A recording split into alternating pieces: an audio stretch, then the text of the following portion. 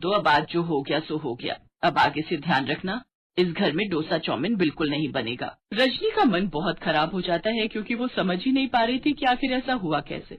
वो तो हमेशा की तरह आज भी डोसा चाउमीन को मेहनत से बना रही थी, पर रजनी ये सच्चाई नहीं जानती थी कि जब रजनी रसोई से थोड़ी देर के लिए बाहर गई थी, तब पीछे से कविता ने चोरी से सांभर में बहुत सारी खटाई डाल दी थी और चाउमीन में मिर्चें। अब जब भी रजनी डोसा चाउमीन बनाने के लिए कहती, घर में सब मना कर देते।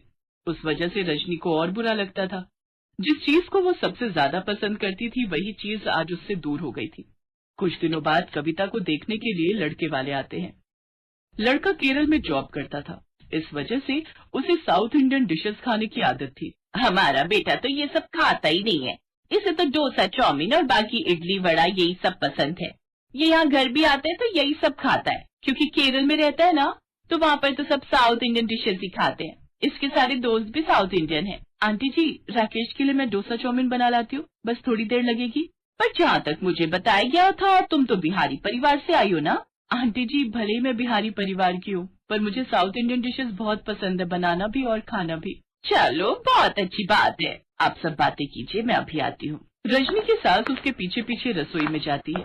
रजनी बहू, तुमने बाहर तो कह दिया कि तुम सबके लिए डोसा चाउमीन बना रही हो, पर पहली बार की तरह मिर्च मसाले का ध्यान रखना, कभी हमारी बदनामी हो जाए। जी माँ जी, मैं इस बात का पूरा ख्याल रखूंगी। रजनी तो वैसे ही बहुत स्वादिष्ट डोसा चाउमीन बनाती थी। उसने हर बार की तरह इस बार भी बहुत टेस्टी खाना तैयार किया। सबको डोसा चाउमीन बहुत पसंद आए।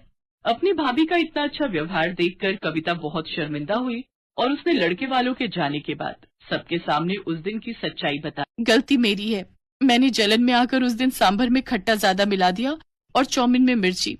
आई एम सॉरी भाभी, मुझसे बहुत बड़ी भूल हो गई। भाभी मुझे माफ कर दो।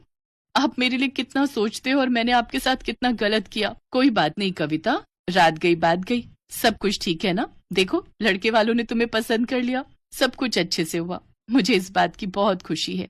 मैंने भी तुमसे ठीक से बात नहीं की, मुझे भी माफ कर दो। भाभी, मैं सोच रहा हूँ एक बार फिर से अपने दोस्तों को बुला लूं। अब आप उनके लिए एक बार फिर से सांभर डोसा बढ़िया वाला और साथ में चाउमीन बनाकर तैयार करना। देखना, आपके हाथों का स्वादिष्ट डोसा चाउमीन खाने के बाद मेरे सारे दोस्त आपकी बहुत तारीफ करेंगे। बहुत टेस्टी डोसा चाउमीन बनाया था भाभी आज आपने। थैंक यू मेरे प्यारे देवर जी। अरे रजनी, वो डोसा और सांभर बचा है तो थोड़ा और खिला दो। भाभी, वो चाउमीन मुझे जरूर देना, लड़के वालों के सामने तो मैं ढंग से खा ही नहीं पाई। हाँ, मैं सबके लिए अभी लाती हूँ। कविता को अपनी गलती का एहसास हो गया।